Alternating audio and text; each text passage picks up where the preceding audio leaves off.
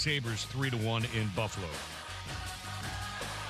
Hey, it's your resident Super Bowl champ, Chris Candy. Coming up Tuesday, the Eagles and Lions both suffered losses in Week 6. So who will be the number one team on my power rankings? It's on Sportsmanlike weekday mornings at 6, right here on ESPN Radio, ESPN2, and ESPNU.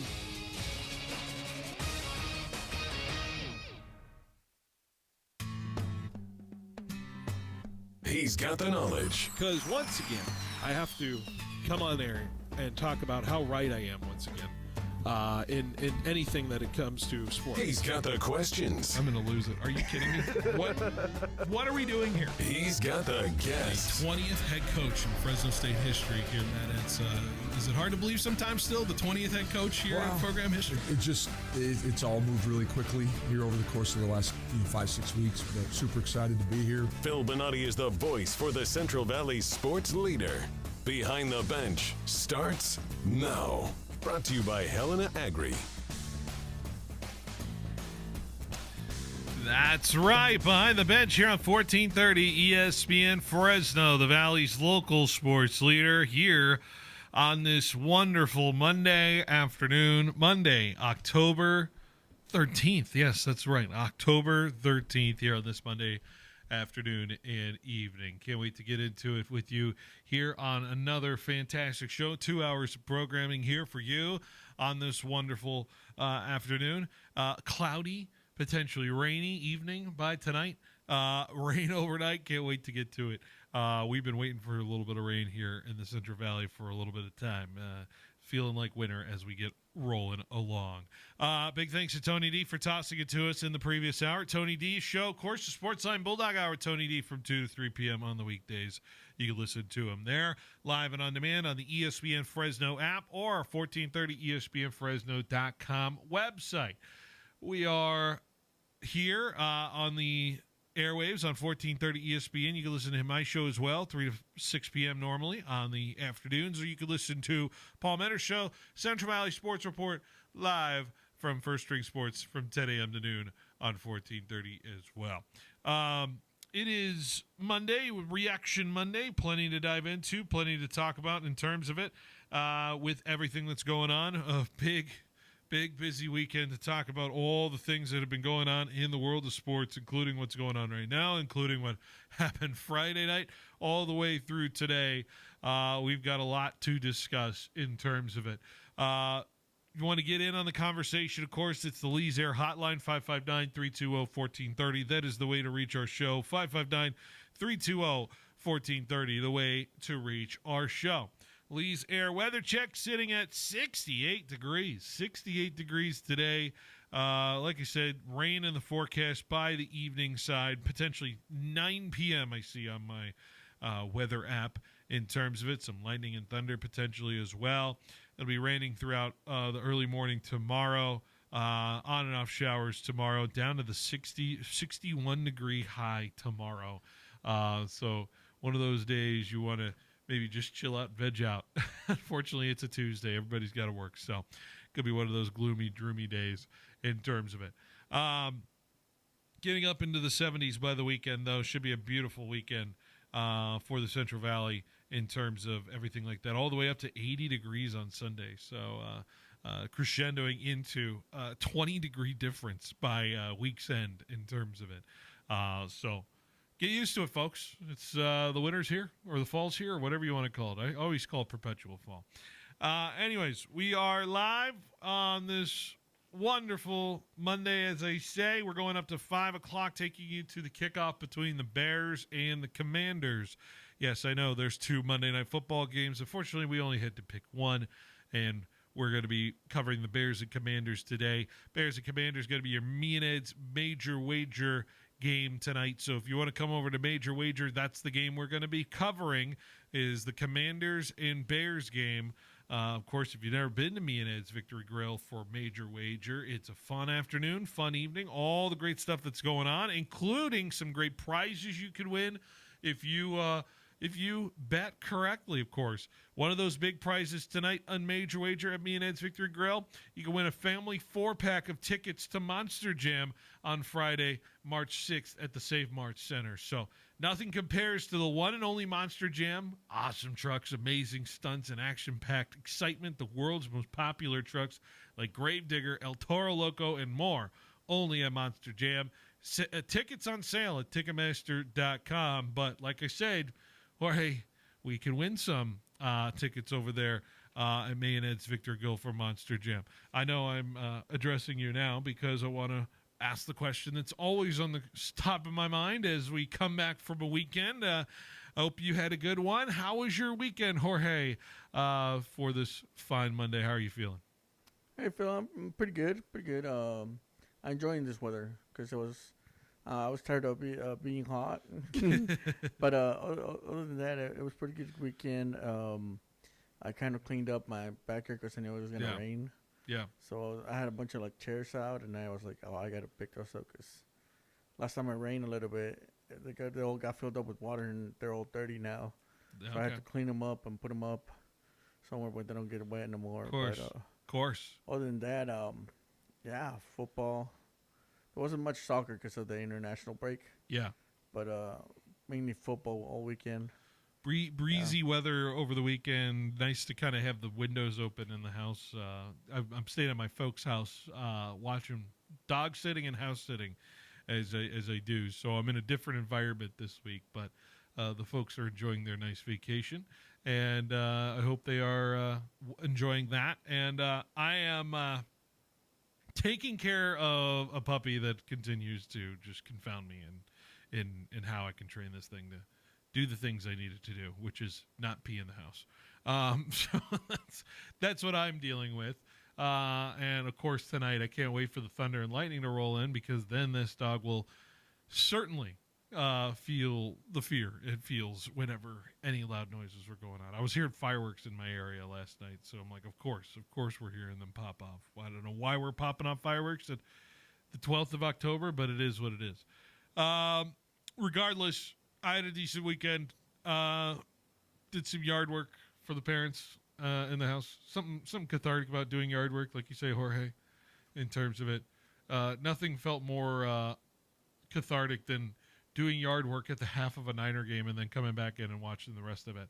In terms of it, right? You just take that 20-minute break and you take care of what you need to take care of. But as far as everything we want to start with this show, there's plenty to discuss, plenty to talk about. We'll get into all of the things that we're going to get into. Here's a little quick rundown agenda for you. Of course, we're going to talk Fresno State football. Why wouldn't we? Who's Benotti? Who's been nice? We'll talk about both Monday night games coming up tonight. Little NFL reaction as well, and playoff thoughts. We'll also have a quick, fun interview with Karen Robley of volleyball, the head coach of the volleyball team. We're going to call them at 4:30. So quick interview talking about a big event coming up on Friday for the volleyball team, which is entering its 50th season. So there's a big celebration on Friday. So we'll get the information out for the people who are interested in that, talking to the head coach. So that's coming up today on the docket. Like I said, going up till 5 p.m. I can't wait to dive into everything, but I think we have to start with the bad, right, Jorge? And we have to start with what happened Friday night with the Fresno State Bulldogs. Of course, as you probably understand, I was not fully locked into the football game as I usually am. Frankly, I was locked into another football game calling Sanger and Justin Garza. By the way, awesome game. We'll get into that later in the show. But I was tongue-in-cheek.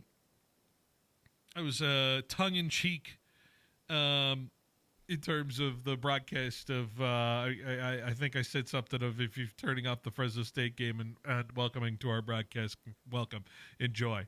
Because I'd imagine a lot of people are not happy with how things had started, getting up to 35-7 at the half in terms of it for the Bulldogs on that as well. So what happened, what could go wrong, did go wrong, everything going wrong in Fort Collins on Friday. I did rewatch some of what was going on, but I think the tail of the tape tells you exactly kind of where everything started from the beginning. And in my opinion, this Bulldog team is capable of doing really good things on the football field when the game goes the way they want it to go. And when the game goes the way they want it to go is when they control the possession, control the time, control how the game is paced and it not getting too fast and not getting too far away from them. Because once the game quickens up in like it did in Fort Collins, then suddenly things start going a different direction. I'm going to read some drive charts here real quick because as we recall, coming into this football game, San Diego State, who's a very good football team, and we're going to be facing them in about 12 days, ran 300-plus yards on this Bulldog team or on this Colorado State team just a week ago. And I said that this Fresno State team had one of the best running depth situations you could argue in the national landscape in college football. And what did we do to open this football game? A nice, modest 3-yard gain from Bryson Donaldson. Then a completion of 14 yards for E.J. Warner down to Jalen Farrar. Nice 7-yard run. We're off and running. We're moving the football. Things are great. Then, on a 2nd and 3 play, big time holding. I think one of the worst holding calls can be happening on 2nd down because it puts you back in a horrible situation. E.J. Warner sacked on the next play. E.J. Warner completion that was well short of a first down. Bulldogs have to punt and send it away. Colorado State, big time play on the run, touchdown. Goes up 7-0. All right, we get the ball back. Let's see what happens next. 4-yard run for Donaldson, not too bad. Then another completion to Josiah Freeman for just a couple yards. We do complete it to Harold Duvall for 23 yards. So we're moving this football. We're moving this football at the beginning of this game. Donaldson, another 2-yard rush. It's 2 yards rush, 4-yard rush, 3-yard rush. Felt like it's kind of not up to the pace of where you hope it to be. Incomplete pass. And then a pass intended for, I believe it was Beecham, who had no idea where the football was, intercepted by E.J. Warner. Then everybody started to feel the nerves. Then Colorado State goes down, scores again. 5 straight rushing plays next for the Bulldogs. Cannot get a yard. Goes for it on 4th and 3 at the punt situation. Thought it was too far for a punt situation to do the fake punt, turnover on downs, and then they're off and running. Colorado State feels the momentum, and then you're behind, and then you're not able to run the ball because you're down 21-0 before you could blink. And then the Bulldogs are certainly not in a situation where they can handle that kind of deficit. And now we know the glaring mistakes that have stood out for so long in this football season for 7 weeks is finally rearing its ugly head of penalties, lack of consistency, inability to make the tackles when they needed to. It all compartmentalized into a disastrous 49-21 final in Fort Collins.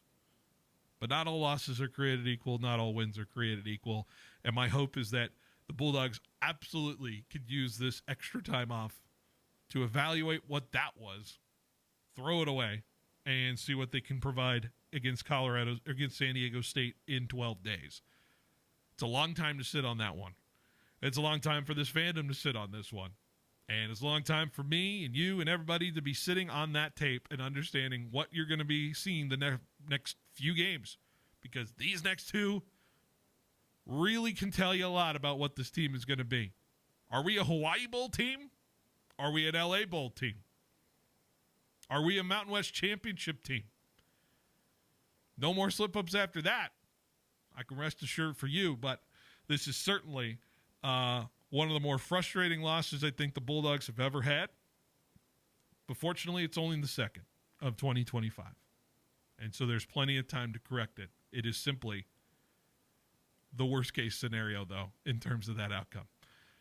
I talked a lot there, Jorge. I don't know what your thoughts were about this football game. I don't know if you have a glaring statement on it. I sit here and I can't point at many. I can't point on one thing. I can't point at 2 things. I simply say the entire team just did not show up on Friday, and I think that's as simple as it can be said. Was the first or Colorado State first play of the game? That was the touchdown, right? It was their 3rd run of the football game. I got the drive sheet once again for you here. in this first quarter. Colorado State opens their drive with a 10-yard rush, a 3-yard scramble, and then on 2nd and 7, 73 yards to the house. I don't understand how, so the announcer at the beginning of the game, they said, Fresno State decided not to go and get the ball in the second half. They decided to take the ball at the beginning and so that they could score early, so that they don't have to Won the toss and will receive. Deal with what happened last week, which was they got behind and it was big struggle. Well, they didn't get behind this last week, but they threw a pick on the first drive last week. I remember that. Yeah. And then Nevada decided to give us a nice gift right after that. But well, the thing was that they got behind and it looked like they were just not there. They looked like they weren't. There was no movement in the line whenever they were running. So the runners got stuck with the first guy that was gonna hit them. They couldn't go laterals because there was nowhere to go over there, and every time the only success they actually found was throwing. But that got old quickly because they knew exactly what they were doing since they couldn't run it anymore. It just felt like they got out coached every level of the game, from the coin toss to the very end. Coach said that flat out right at the game. I don't know if you saw Jackson Moore's video of the post game presser, and Coach Entz, first thing he talked about it, he was out coached, and it was not ideal. I think this was his first big game of being in Division One. It shouldn't have been a big game though. This is bleeping Colorado State at 1-4. Right. It shouldn't have been. It should have been, but somehow Kansas was big. Yeah, and you saw his flaws there too, or his lack of not flaws, but lack of experience. And now here, I couldn't understand why they were moving, and he seemed frustrated from the very beginning of it. Well, when the cameras were looking at him, he looked frustrated the entire game. Well, doesn't it feel like the Bulldogs have kind of gotten away with it the last couple of weeks? Away with it because one of my favorite quotes in football is Bill Parcells saying, "Winning is the best deodorant."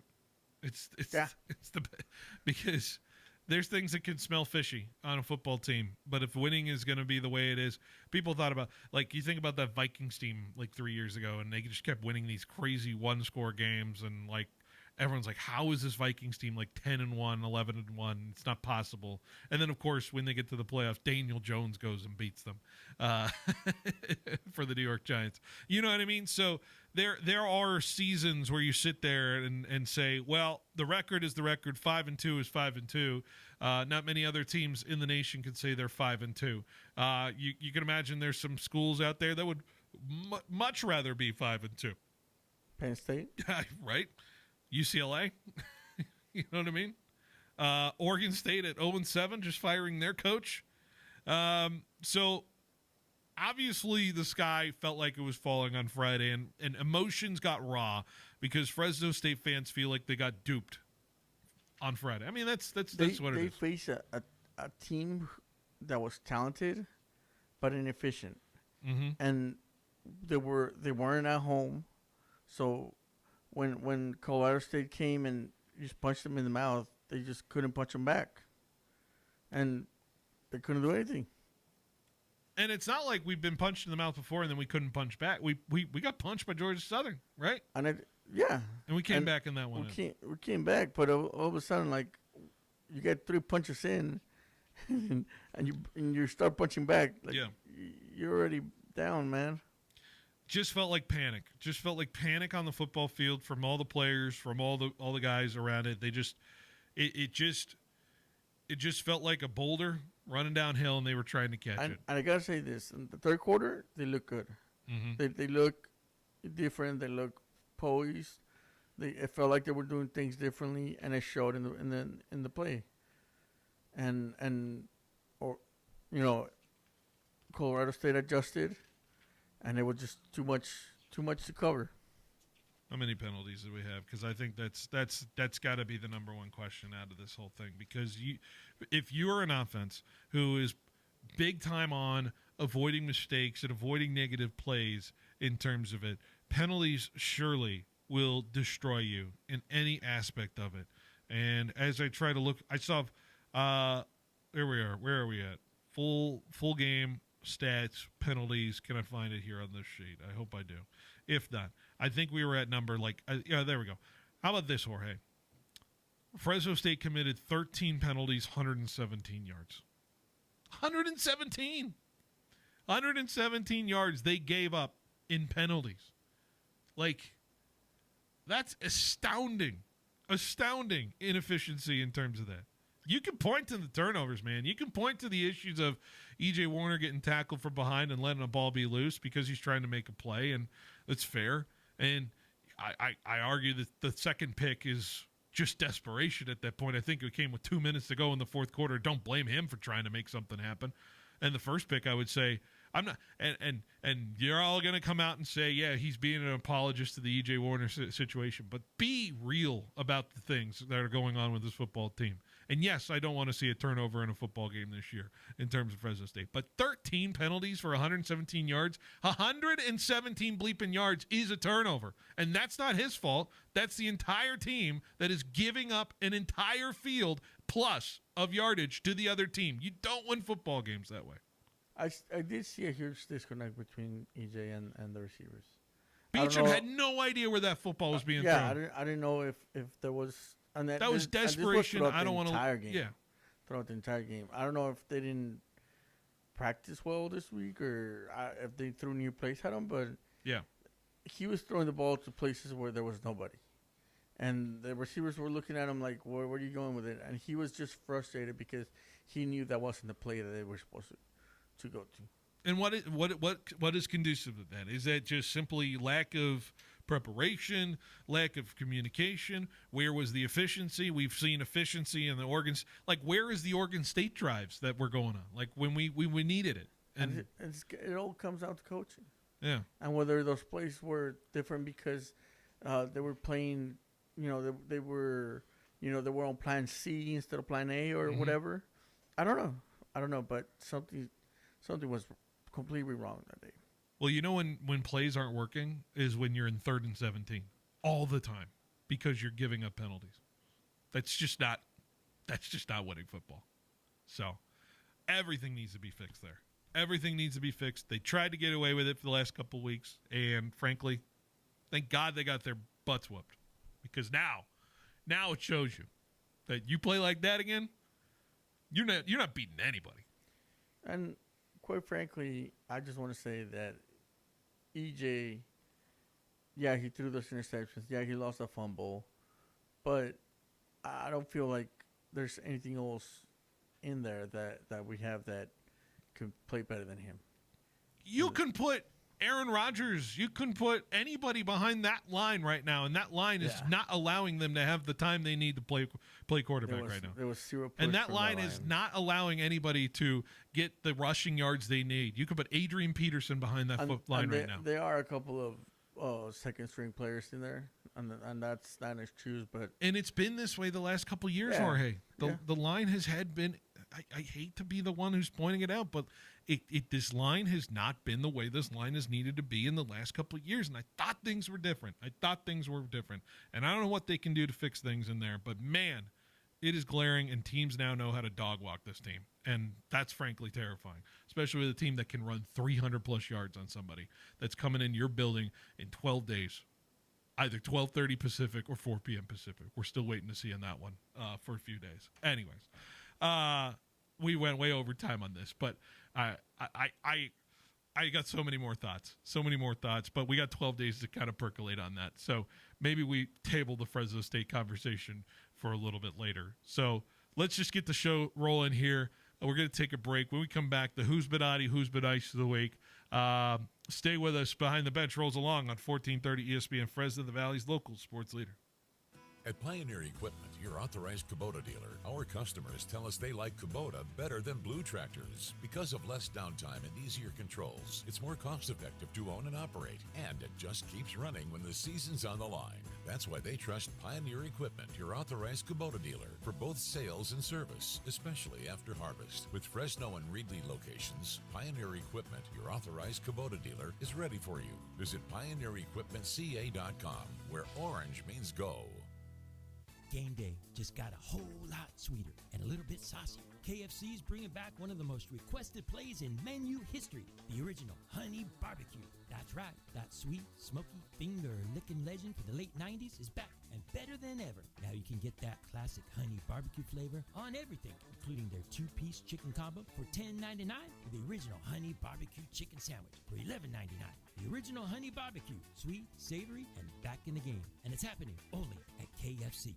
Fresno, get ready. Ram football is rolling. Your Fresno City College Rams try to keep up their momentum for another home game at historic Radcliffe Stadium, the home of champions on Blackstone just north of McKinley. This Saturday at 1 o'clock, the Rams battle Sacramento City in a clash you won't want to miss. Feel the energy, the hard hits, the big plays, and the pride of Fresno as the Rams charge toward a conference title run. For tickets and the full schedule, visit fccrams.com. That's Saturday at 1, Radcliffe Stadium. Go Rams! I'm here at the Roger Dunn Open. Former Fresno State football coach Pat Hill is at the first tee. Hey, it's a fairway hit. Yeah, but that's the wrong fairway, Coach. I need to buy a golf game. Coach, I really think you need a Roger Dunn makeover. When you buy a game at Roger Dunn, you can play anybody, anytime, anywhere. This is the old coach, Pat Hill. I bought this 7-iron at Roger Dunn Golf. Number 8 at Tehama, 162 yards out. Eagle, baby! Hey, Spooky Stoners, Valley Pure is brewing deals that'll raise your spirits. Get 50% off aging flour from Valley Pure, Cowgirl, and Dots while supplies last. It's frighteningly good. Want more magic? Snag a pre-roll for just a penny with the purchase of any Valley Pure, Cowgirl, or Dots products. Exclusions apply. Stop by any of our 5 Valley Pure locations or order on the app for quick pickup before these ghostly goodies vanish into thin air. Elevate your stash this spooky season with Valley Pure, if you dare. Fall is here and it's time to get moving at Valley Athletics. Phil Benotti from Behind the Bench telling you about the new programs coming up. Starting in October, you can sign up for monthly memberships for 1st through 8th graders working on volleyball, basketball, and strength and agility. You can sign up right at the website valleyathletics.co. Speaking of signups, Basketball Winter Youth League starts October 28th. Available for boys and girls K through 6th grade. With such great facilities, be sure to take advantage of them by signing up for gym rentals and now birthday party rentals as well. Valley Athletics, developing the athlete in everyone. At FFB, we know behind every business is a person. That's why we're more than a bank. We're a partner, a farming-focused bank for hard workers, a future-forward bank for big dreamers, and a family-friendly bank for the next generation of owners. From first ideas to major milestones, we're here to help you chase your goals and score big. So what can FFB mean for your business? Find out at ffb.bank. That's ffb.bank. FFB Bank. Let's win together. Most people in radio commercials talk really fast. But we made this one for RV owners. Progressive knows they like the slower pace of RV life, like this commercial. And they know Progressive will protect their RV at a fair price with discounts. Now here comes the fast part. Progressive Casualty Insurance Company and affiliates. Discounts not available in all states or situations.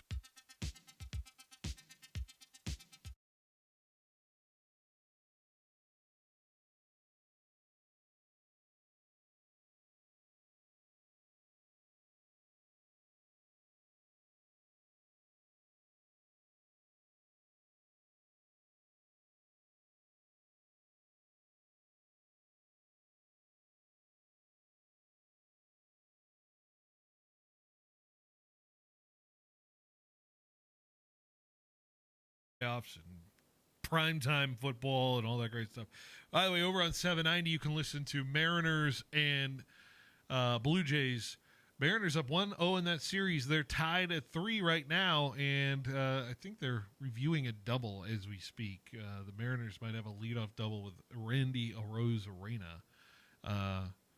Randy Arozarena, of course, always I think I always remember him famously for that World Series walk-off. He's scoring that crazy run in the walk-off World Series in 2020. Jorge, you remember that play against the Dodgers when the Dodgers booted the ball around around the field and then Rosarena scores in that bubble World Series back in 2020? Yeah. See, he came more into my radar like in the World Classic World Classic when he played for Mexico. Yeah. I didn't realize he was Mexican until I read his story and I was like, oh, okay. Mm-hmm. Makes sense. Oh gosh, I just saw what happened here. So the Blue Jays have they were trying to get the runner out and threw a ball and it went wayward and it went towards the Mariners dugout, and sitting on one of the steps is Eugenio Suarez, and the ball thrown hit Eugenio Suarez's back and went into the dugout. Like he's sitting sideways, like if he's watching the game this way, like yeah. And the ball is the second baseman's throwing the ball and it goes wide of the first base side, and it hit Eugenio Suarez on the back and went out of play. I don't know what the Blue Jays are trying to argue. He's allowed to sit there, I think, right? You're allowed to sit on the top set of a dugout. Am I correct in that? I don't know if you're allowed to sit on top of the dugout. He's sitting on the steps. Like he's sitting on his butt is level to the ground of the field of play, and it hits his backside. Yeah, I don't know. I don't think that's a. I think he typically sits there all the time in this space. Yeah, I've seen a lot of people sit like that. Yeah. Yeah, and so it's a weird thing for a baseball to hit a player and go out of play, but that ball looked like it was going out of play anyway. So I don't know what the argument is in terms of this. So this is a strange replay review, which now they're reviewing. I can't imagine this go any other way than a Rosarena is going to be at second with nobody out, unless just there's a rule that you cannot sit there. And I think they upheld it. So, yeah, Blue Jays not happy with that. Anyways, back to everything. Let's do a who's been nice from the weekend in terms of it. And Jorge, where do we want to start? Let's go with Benotti. Who's Benotti? All right, let's do the trombone sound effect for the referees in the Patriots game. Did you hear what Mike Vrabel had to say about the Patriots, the refs in the Patriots and Patriots and Saints game? He said that he sent a trainer to send ice packs to the referee room, locker room, because he was worried about how sore their shoulders were from throwing all the penalty flags all day. But realistically, there was some craziness going on in terms of a touchdown being thrown and then a penalty being called, and then the CBS broadcast getting confused if the touchdown counted, and the refs lost count of where the football was and whether it should have been a 2-point conversion. At one point, they had the wrong score up in the stadium, and nobody knew what the score was. It was horribly officiated. I think 2 or 3 touchdowns were called back in the game. Everything, despite everything, the Patriots still won. But it was one of the worst officiated games I think the NFL has seen this year. So I just wanted to point that out. No, I feel like it wasn't just like them. I feel like all the refs were having a hard time this weekend. I don't know why. There was a couple of times there in the Niners game where I was like, "Wow, how is that a foul? Like, yeah, what are we doing here?" Yeah. Let's go to who's been nice, and we're gonna give a who's been nice. How about some statistics for Rico Dowdle? Rico Dowdle, a guy who's a journeyman Cowboy guy who was a running back for them for 5 years, I think, Jorge. In terms of it, you want to hear some Rico Dowdle stats? If I got them for you.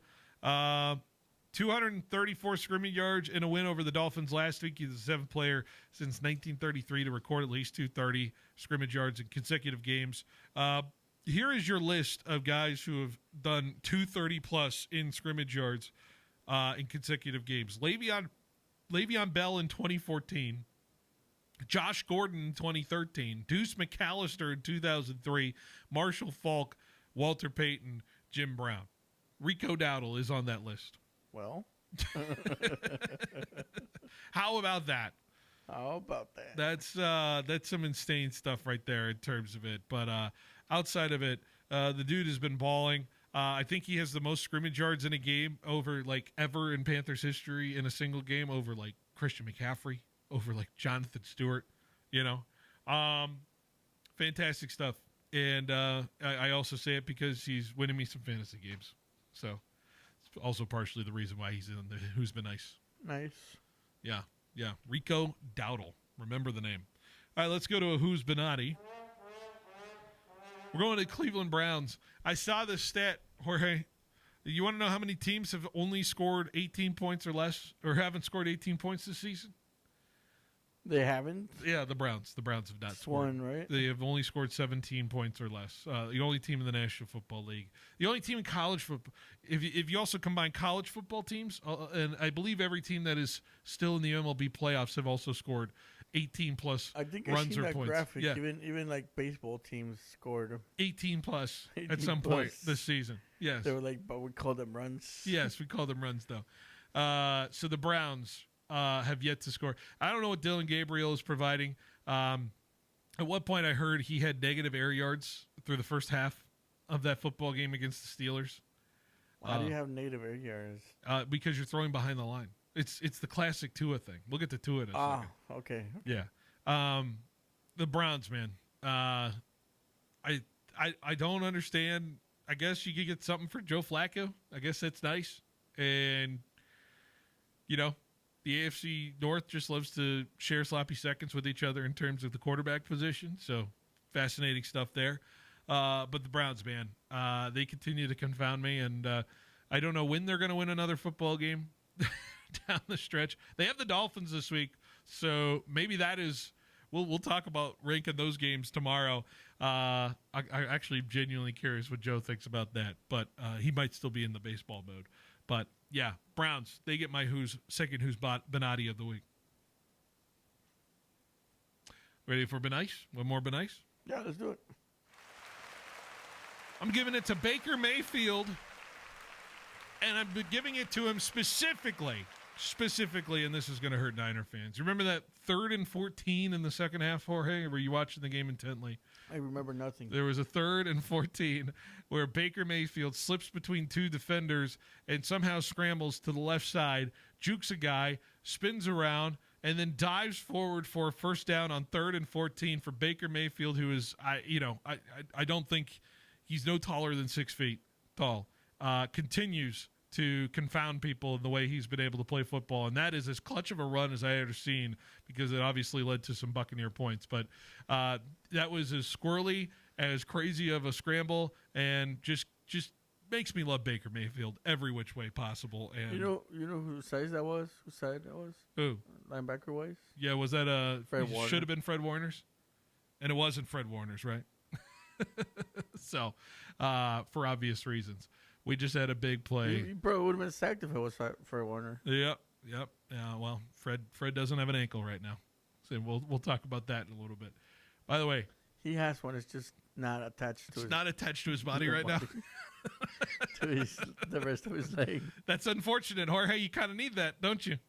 Sometimes. You kind of need your ankle attached to you in some form or fashion. They didn't even show a replay. They were like, it's so horrific. They showed it once. Did they show it once? Yeah, they showed it once. Is it bad? Not as bad as others that I've seen, but Okay. yeah, it's like if you don't like watching the stuff, then you would have definitely cringed. By the way, big update in Mariners Blue Jays. Jorge Polanco just hit a 3-run homer. It's 6-3 Seattle. Run? 3-run homer. 6-3 Seattle. He's holding the trident right now. Jorge Polanco. Jorge Polanco? He's on fire. American League MVP right now? Yeah, he's been on fire. Playoff MVP? I think so. He hit a home run in the other series, and yeah, I think he's. Of course, it was off Louis Varland. Louis Varland stunk this playoffs. Good for the Mariners. My last Benotti, we go to Tua Tagovailoa. Did you see him call out his teammates for being late to meetings and just trying to air out all the dirty laundry after another loss? And now the Dolphins are 1-5. And is that quite simply what you want out of your quarterback to be doing right at the very moment, saying guys are showing up late to player-only meetings and guys aren't being accountable? That's a little bit too much of the truth serum, Tua. And, man, things are falling apart in Miami, Jorge. And did you see former teammates calling out Tua on social media saying, hey, Tua, you used to be the guy showing up late to these things. So who are you calling out for people who are showing up late? So this thing's a whole mess. We knew the Dolphins could be a mess, and, man, it is worse and worse every day. And, Tua gets my Benotti for just having no lack of awareness in what he is talking about. So, Jorge, there we go. Tua Tagovailoa gets my last Who's Benotti. Yeah, I feel like, I don't know, he didn't perform that well. It was okay. It was okay of a performance, but to go out and say that stuff about your teammates, that's just not right. Rough, man. It's rough. It's rough in Miami land. And they thought they won the game. And then Ladd McConkey showed up. And Ladd McConkey. They didn't play bad. I knew they were gonna match up well with that Chargers team. Yeah, Daniels had a good, plan to go out after the Chargers, and the Chargers were struggling. But at the end of the day, yeah, it's rough. It ended up being Chargers' way. My last Benice. I'm gonna go to the high school level. How about Sanger and Justin Garza in that game? Yes. How about that overtime game? I don't ever see overtime in high school football. And I got the "Are you not entertained?" feeling in that game on Friday night when Paul Metters and I were calling that football game. Yeah, it was so good that there's no recording of it. Jorge, I wasn't going to bring it up. Technical issues, man. Technical issues. That's all I gotta say. You're clearly fixing it right now. We're getting closer to fixing the technical issues. Yeah, the monitor was good, and we didn't have power to the mouse or keyboard. Now we have the keyboard and the mouse, but we don't have the monitor. So I'm issuing. He's getting worked on. I'm issuing a formal apology to the people of Sanger that unfortunately we do not have the game recording of Friday night's game. It'll live in your memories forever and ever, but we do not have the audio evidence of it. But what a win by Sanger. Felt like they were dead to rights a couple times. Garza with the amazing comeback after Sanger was playing almost the perfect offensive game of just run the ball, play keep away, goes to overtime. They make the plays they need to make, and then a big-time sack to basically close out the football game. Makes it 4th and forever in overtime. And, by the way, Garza completing almost a touchdown on that last play, just a couple yards shy. One of my favorite games we've called so far in the last year and a half I've been here. So, kudos to Sanger and Justin Garza. Somebody had to lose, and that's the unfortunate part because I think both teams played their hearts out on Friday. All right, Jorge, let's take a break. When we come back, we'll break down Bills and Falcons next here on 1430 ESPN Fresno, the Valley's local sports leader. Are you tired of waiting forever for your prescriptions? Grizzly Pharmacy is here to tame your healthcare needs. We fill most prescriptions in 15 minutes or less, always accepting new patients, and enjoy free delivery to your home or workplace in Fresno and Clovis. We accept all major insurance, including Medi-Cal, Blue Cross, and Optum Rx. For our Fresno location, please call 559-424-0423 or visit grizzlypharmacy.com for more information. Hey, this is Coach Spencer. The 9th annual Fresno State Alumni and Friends Classic tees off Monday, November 3rd at Sunnyside Country Club. Join us for this premier two-man best ball tournament featuring Nat Gross and alumni flights. All proceeds benefit the Fresno State men's golf program, helping student athletes succeed on and off the course. Space is limited to the first 55 teams, so don't wait. Register by October 27th. For details, contact my email, cspencer@mail.fresnostate.edu. There's no such thing as an off-season. When the days get shorter and the fields aren't up to par, it's time to train smarter at Elite Performance Center in Clovis. This full-service indoor facility has batting cages, drills, clinics, and one-on-one lessons with elite coaches, former D1 athletes, MLB vets, and even Fresno State softball players. Whether it's a single lane, a private lesson, or the whole 6-cage facility, Elite Performance Center is here for individuals, groups, and teams. Find Elite on Barstow, just east of Clovis Avenue, or online at ElitePerformanceCenterCA.com. Elite Performance Center. Train like the elite. Get your business noticed and stand out from the crowd by visiting Megaprints. Working with the Valley's most prestigious and high-profile businesses since 1998, we print and install custom-designed signs for businesses of all types and sizes. From yard signs to banners to wallpaper and fleet graphics, Megaprints has the state-of-the-art capability to turn the signage you've dreamed of into a reality. Visit megaprints.com today to see our work and what we can do for your business.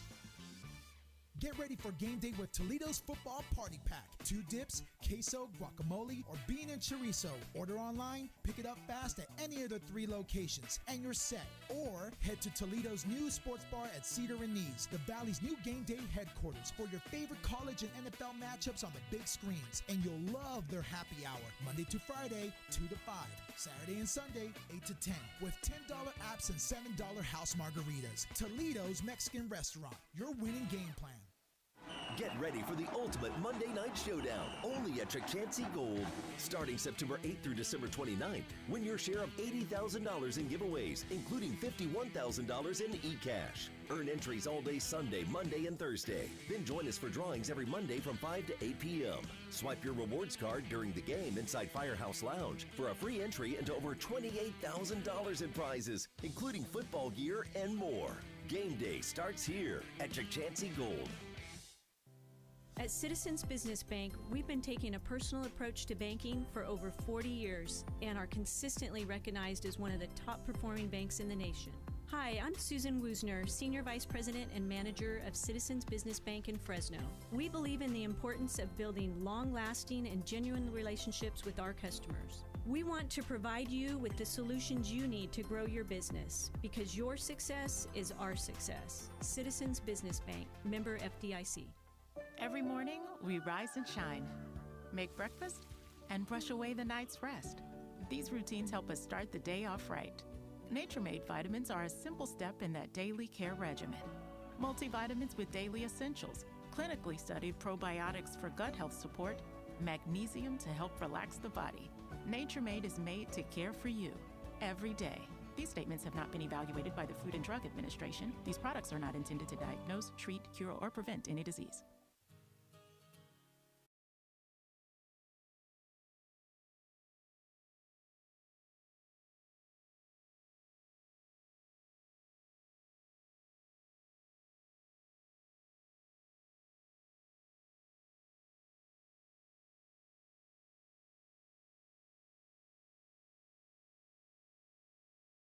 ESPN Fresno, the Valley's local sports leader, here on this wonderful Monday afternoon.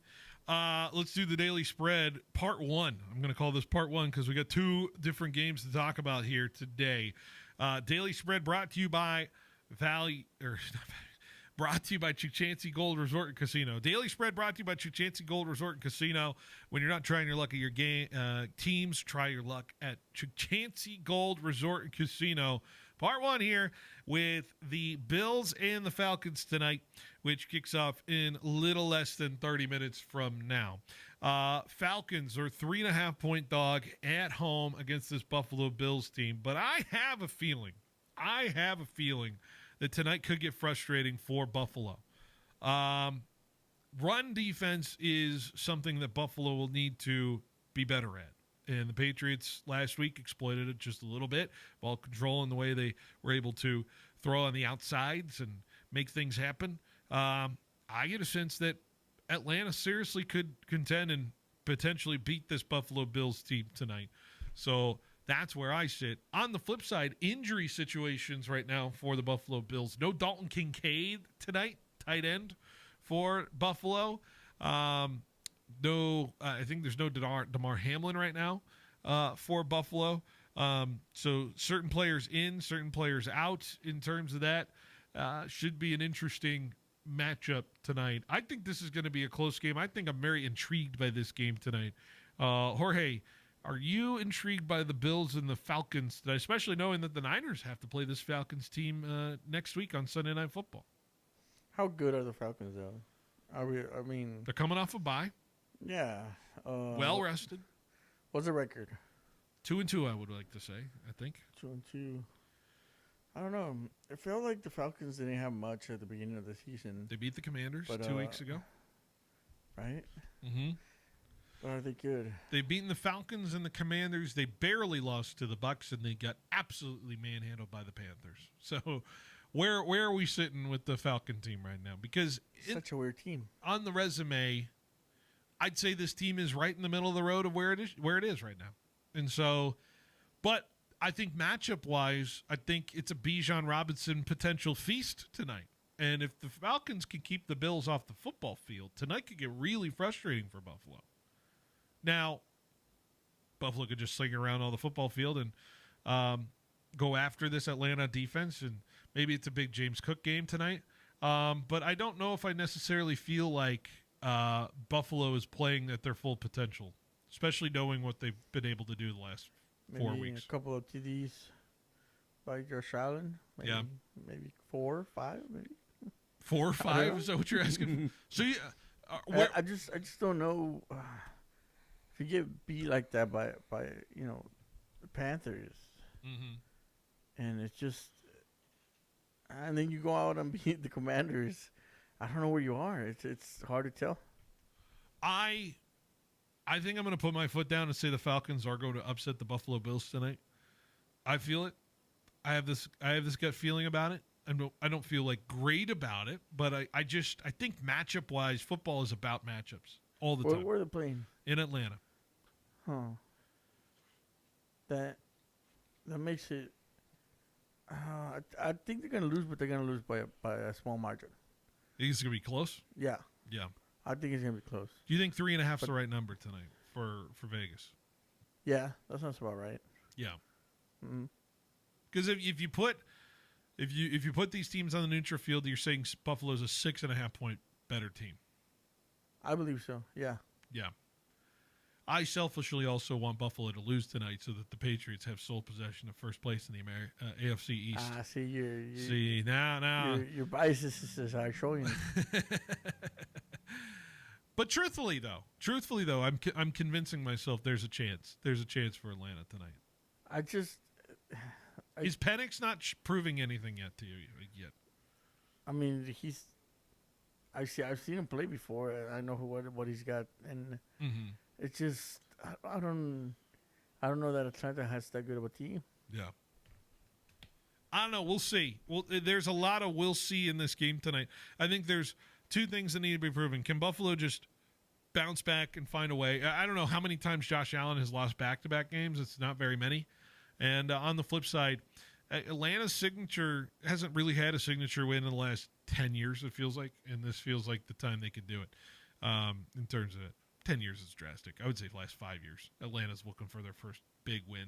After the Super Bowl run. Since Matt Ryan basically left in terms of it. Speaking of Josh Allen, congrats to Firebaugh for naming their field Josh Allen Field, and congrats to Firebaugh for beating the hell out of Tranquility on that night. You were going to go there. But it is what it is. Hey, how does it feel to have Tranquility a part of history in that naming of Josh Allen Field? Naming of Josh Allen Field? They're the team. I don't know that there was much history there, but there are teams that have gone back and forth into because sometimes they're in different divisions, but there's always like a rivalry there between them, just because we've been part of like the same area and played against each other for a long time. Not just football, but other sports too. So yeah. Well, awesome stuff. Really, really would love to know if Josh Allen's going to come to Firebaugh. I'm sure he is. I feel like they did it in the wrong time. I feel like they should have done it on his bye week or. Well, next week is his bye week. I don't know if Firebaugh has a home game next week. Maybe they didn't have a home game, or maybe they do. Yeah. Maybe they do. Hold on, we'll see. I'm checking the schedule right now. Maybe do it at the beginning of the season, where he's less, or at the end of the season, or maybe do it in the off season and have like a big, thing about naming the stadium after him. They're at Avenel. They're at Avenel. So no Josh Allen homecoming maybe, but they got to really line up the schedule, see if they can make it happen. So come on, NFL.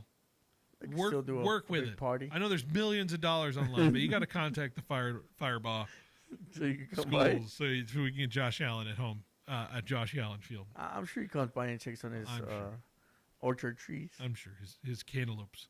All right, let's take orchard cantaloupes. Yes, let's take a break. Hour number 2 coming up next on 1430. Are you a business owner struggling to understand how cloud technology can help your business? Are you in need of computer and technology support for your employees? M-Cubed Technologies is your solution for fully managed IT services. 24 hours a day, 365 days a year. M-Cubed will be your partner in the digital world, allowing your business to carry on worry-free. We specialize in cloud hosting, Microsoft 365 management, general IT support, and VoIP phone services. Call M-Cubed Technologies today to discuss our partnerships. Quick, where can you find a great selection of Tempur-Pedic, Stearns & Foster, Serta, and Mattress First bedding? Easy. The same place you'll find adjustable beds, sheets, pillows, mattress protectors, and more. Sleep Retreat, Inside Fashion Furniture. It's worth the time to walk through and imagine what your home could look like with beautiful new furniture. Or how comfortable you'll be on your new mattress. Fashion Furniture on El Paso, across from River Park. There's nothing like it in all of California. Your Fresno State Bulldogs are fighting for that Mountain West championship. There's nothing better than rooting for your Bulldogs as they battle it out on the gridiron, representing your city of Fresno. Bring the whole family and get loud cheering on your Bulldogs at Valley Children's Stadium all season long. Be sure to check out GoBulldogs.com today for information on special events and to grab your tickets for upcoming home games. Go Dogs! At FFB, we know behind every business is a person. That's why we're more than a bank. We're a partner, a farming-focused bank for hard workers, a future-forward bank for big dreamers, and a family-friendly bank for the next generation of owners. From first ideas to major milestones, we're here to help you chase your goals and score big. So what can FFB mean for your business? Find out at ffb.bank. That's ffb.bank. FFB Bank. Let's win together. Football season's here, and it's time to upgrade your home team's game plan with Robinson's Interiors. Whether you're hosting the big game or relaxing after a win, the right flooring can make all the difference. From durable hardwood to cozy carpet, Robinson's Interiors has the best selection and unbeatable prices, all backed by professional installation the Valley has trusted for over 40 years. So give yourself home field advantage. Don't wait for the touchdown. Visit Robinson's Interiors in Fresno and Hanford today. Robinson's Interiors, the Valley's flooring MVP. Richard's Prime Rib and Seafood, the original. Family run since '69.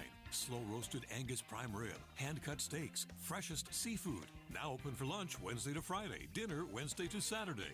Lunch, fresh salads, open faced New York steak sandwich, the beef eater with Richard's famous prime rib. Dinner, 2 for $79.95. Best deal in town. Drinks, great food, good friends. Richard's Prime Rib and Seafood, the original. Hustle up, we've got 8 more floors to go before lunch. Sarusha's window washing business is reaching new heights. Wipe, and let's roll. They need more certified cleaners to keep online reviews crystal clear. Team, I know we're hustling, but watch for streaks. Candace, can you give me a hand over here? Indeed can help them hire great people fast. I need Indeed. Indeed you do. Our hiring platform instantly connects you with quality candidates whose resumes on Indeed match your job description. Visit Indeed.com/credit and get $75 towards your first sponsored job. Terms and conditions apply. For 80 years, Fresno Pacific University has been shaping the heart and soul of California as the Central Valley's only accredited Christian university. Today, our deep faith roots and pride in our community drive us to provide affordable, career-relevant education that transforms the lives of our students and the communities they serve. Discover your calling through over 100 undergraduate and graduate programs offered on campus or fully online. Fresno Pacific University. Learn more at fpu.edu. You're listening to the home of the San Francisco Giants, KFIG Fresno, 1430 ESPN. I'm Sean Ryder. Baseball postseason rolling on. Game 2 of the ALCS in Toronto. Jorge Polanco continues to own this October postseason. 1-1. Swing and a drive. Center field. Varsho. Back. Track. Leaps. And that one is over the wall. That's a 3-run home run for Polanco. And he has given the Mariners a 6-3 lead. The postseason of Polanco continues. Carl Ravitch with the call on ESPN Radio. Jorge Polanco go-ahead 3-run homer in the 5th inning. His 3rd home run of this postseason. That's the difference right now as the Mariners lead the Blue Jays 6-3 in the top of the 6th. Julio Rodriguez with a 3-run homer in the first of starter Trey Savage, his 2nd of the postseason. Mariners looking to take a 2-zip series lead after winning Game 1 3-1 last night. It's Game 1 of the National League Championship Series in Milwaukee tonight between the Brewers and Dodgers. Blake Snell gets the start for LA. Aaron Ashby, the opener for Milwaukee, and it's on ESPN Radio and the app coming up at the bottom of the hour. Padres manager Mike Shildt retiring. San Diego lost to the Cubs in 3 games in the wild card round, citing fatigue as one of the reasons. NFL Titans firing head coach Brian Callahan. Tennessee 1-5 this season, coming off a double-digit loss to the Raiders yesterday. Monday Night Football doubleheader starting with the Bills and Falcons coming up in about 15 minutes in Atlanta on ESPN TV and the app. You've got the Bears and Commanders on ABC 8:15 Eastern. Hi, this is Rich Eisen. Coming up on Tuesday's show, guest host Tom Pelissero reviews the Monday Night doubleheader, and I'll chat with Bull Durham director Ron Shelton. That's Tuesday on the Rich Eisen Show on Disney+, the ESPN app, and ESPN Radio.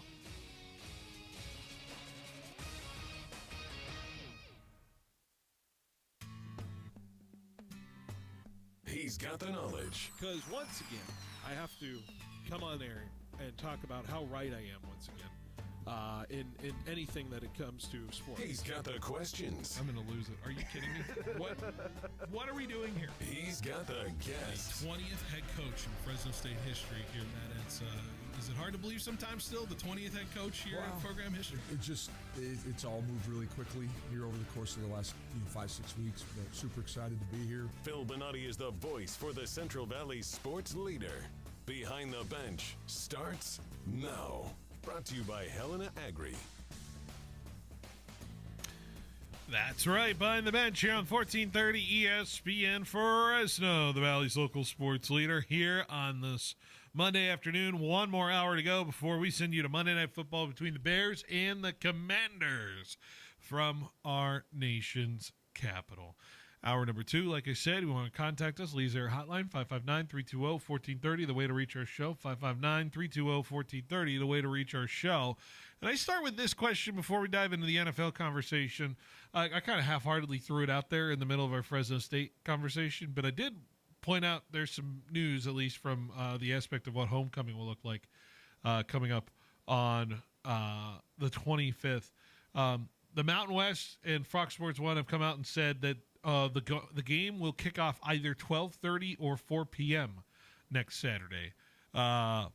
It's a blackout. It's homecoming. It's Tedford's retirement ceremony, jersey number / name in the rafters, whatever you call it, retirement ceremony. Ring of Honor. That's the one I'm looking for. Fantastic honor for Jeff Tedford. But I asked this question to you, and I'll ask this question to Jorge. What start time would you rather have for the Bulldogs next Saturday? Do you want 12:30? Do you want 4 p.m.? And will this quell anybody leaving early at halftime for this one? Everybody should stick around if that's going to be either the start times, right? I guess if you start at 12, not a lot of people are going to leave. But if you start at 4, it's more likely that people will leave like around halftime. I'd be so frustrated. And also, I don't want it to be at 12. Why not? Well, I guess there is a lot. I could do other stuff afterwards, right? You could do so many things. Many things, but it just doesn't feel like a football game. I don't know. It feels weird. Yeah. Like I don't know. I feel like just not enough lead up time, not enough tailgate time. Everybody's got to tailgate at like 9 in the morning. Yeah, what am I tailgating like so early for? 8 in the morning. And that's the game I was planning on going to. Yeah. Yeah. I don't know. I don't know if I want to go to the early game. If it's 4 p.m. feels like the sweet spot, and also 4 p.m. feels like nobody has an excuse to leave. I'm telling you, man, you can get out of that stadium by 9 p.m. You'll be fine. Yeah. The people leave by 9 anyway during the 7 p.m. games. True. So no excuses. I frankly am okay with both of these start times. No excuses, in my opinion, for anybody to leave early. I'll take it. And if people leave early, then it's a red wave problem. It's not a game time situation problem. It's a red wave problem. True. So, no more excuses. Personally, I think 4 p.m. the blackout will play better instead of a broad daylight blackout. I mean, it's you know what I mean. It really depends on the weather. Yeah. If it's kind of cold. If it's 80 like Sunday's supposed to be, like if it got up to 80 again, I don't know. We have no idea what the temperature's going to look like. Do we have a 14-day forecast? You could look up into that, but it's not reliable. Let me just start getting the wheels churning now. 14-day forecast Fresno. What do we got? Do I go to AccuWeather, Jorge? Is that the one? No, we should call Kopi. Ask him.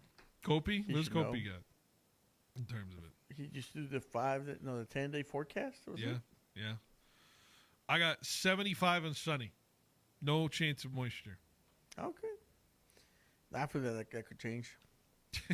That's a good temperature, though. That's a good 75 football. and sunny is exactly what you want to be there. Somehow AccuWeather has temperatures all the way to November, though, so I don't know how exact that looks like. Maybe AccuWeather's not the way to go. Do I go to the weather? Not the Weather Network. I want to go to Weather Channel. What about the Weather Channel?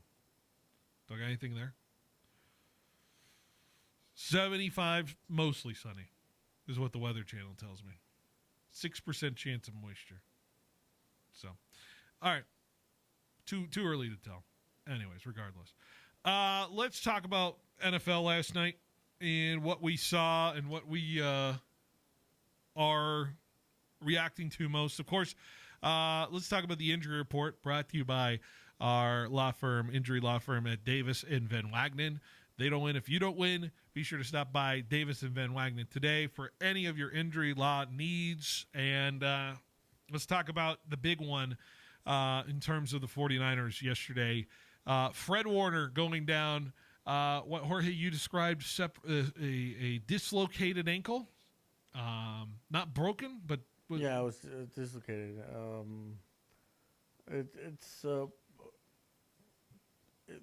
He has to have surgery on it. Yes. So he's off for the rest of the year. Out for the year. It's not as bad as people like the injury itself is easy to heal from, I would say. If of all the injuries, like if he tore his Achilles, I think I'd have a bigger concern. Or it's something that people come back from fine. Yes. Like he won't have like lingering issues, but hopefully. Exactly. But Fred is a guy who has barely missed any time. I think he's only missed one game in his entire career. Even when he had a broken leg, he was still out there. This is unfortunately going to really be painful for the 49ers, and we are going to see the toll taken in terms of how this team can play defense on top of what it's trying to do as a football team. 4-2, the record. You feel like this is a team that's capable of getting to a playoff situation and being in the playoffs and being in the dance. But I think this escalates, Jorge, the need to go after a guy and get somebody at the trade deadline that can be a high-impact defensive player for the 49ers. And I'm not talking about replacing Fred, and I'm not talking about replacing Bosa, but you now are pressed to simply have to act now and go find someone out there. I don't think you can stand pat anymore with the rookies that you have on this defense. However decent they have been, they are not enough, in my opinion, to go through the rest of this season and try to win an NFC West title. My number one is Trey Hendrickson, of course, in Cincy, since he has now fallen again after losing to Green Bay. But, Jorge, this certainly, in my opinion, accelerates the need to trade for somebody. Do you feel like this accelerates the need immensely for the Niners to go find a high-impact defensive player that is out there on the market? No, I don't think they need to find someone. No? No. I'm surprised. And honestly, I think that they could wait a little bit and see if they need it. Just because they are 4-2. A couple of the games that are coming up are tough, but if you pass through those games and see where you end up, do you need somebody or not? I mean, if it'd be nice to have somebody, especially when you're getting into that playoff run, though. Like, right? Yeah. Because you're going to be playing all those great teams, including a Tampa Bay team that, frankly, did what they wanted to do on offense yesterday, I felt like, against that 49er defense as soon as Fred Warner went out, right? You could say that, but I think if you it depends on really where you are. If you lost so many games that you're not going to make the playoffs, then why even bother? You could save some money and just keep the ones you have. But if you why bother? Because these guys are getting a year older.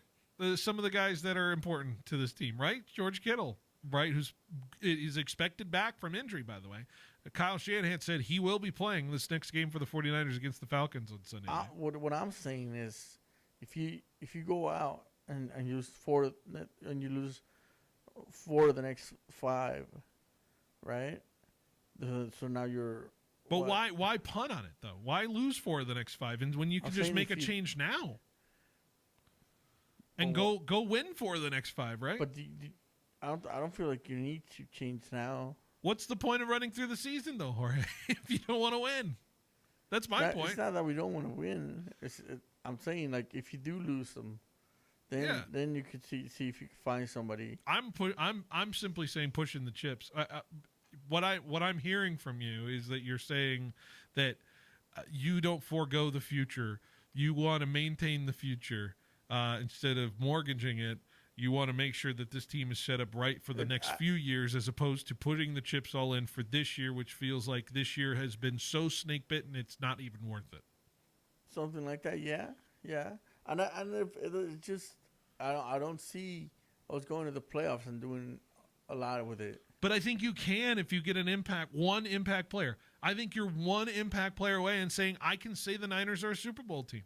With the way Kyle's been coaching this year, I think you are one player away. I think you quite simply are one player away. And don't you want to be in that position to be one player away? So maybe if we win 2 out of the next 3 games. So we have what? Atlanta, we have you have Atlanta, you have Houston, and you have the Giants. Yeah. 2 road games, 1 home game. We win 2 out of those 3. I feel like maybe we could make a push for somebody. But what if you don't? Like, why wait is my question. Why wait? Because then you make the question answered for you if you do wait, right? Because instead of just pressing the issue and saying, if we go out now, who are we going to get? Trey Hendrickson, who is a guy who has an expiring contract, who won't cost you anything after this year. All that money, which, by the way, you insured with some of the players who are injured, by the way. Nick Bosa gave you a nice little kickback and some cash that you're able to pay some of the guys who are going to come in if you want to trade for it because you had that nice insurance policy. So I think the Niners clearly understand that they can spend some money here right now. And let's be frank about it. Trey Hendrickson is as low risk, high reward kind of guy I can think of that the Niners can go all in for 1 year and then say, thank you for what you've done. Go enjoy reap your rewards and find a free agency somewhere else. We will take you off your hands, but we are not going to pay you the rest of the time.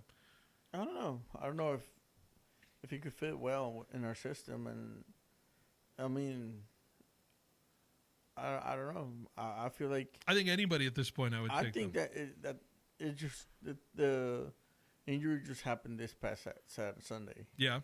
I think we need one more game to see where we are, to see who we got, and see how we're going to end up going after, another team that's tough, but it's not, the toughest we're going to face. I just think not having Fred and not having Bosa is delaying the inevitable, which is a team that cannot pressure the football and a team that cannot potentially stop the run and be ferocious in the middle. And when you know that, and when you know you don't have guys that are capable of that, D. Winters is fine, but he's not that. And to me, it tells me that because you know you can win games like against the Rams, and you know you can win games like you did against the Cardinals and the Seahawks, and those wild come from behind wins in that sense. You're set up in a spot. You're frankly, I would say, all right, you're just as close to being 2-4 as 4-2 right now.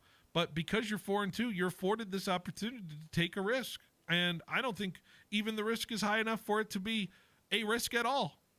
I think it's a no-brainer that the Niners can go in on this roster because you know you have Kittle coming back. You know you have Ayuk coming back. You know eventually Purdy's coming back in some form or fashion.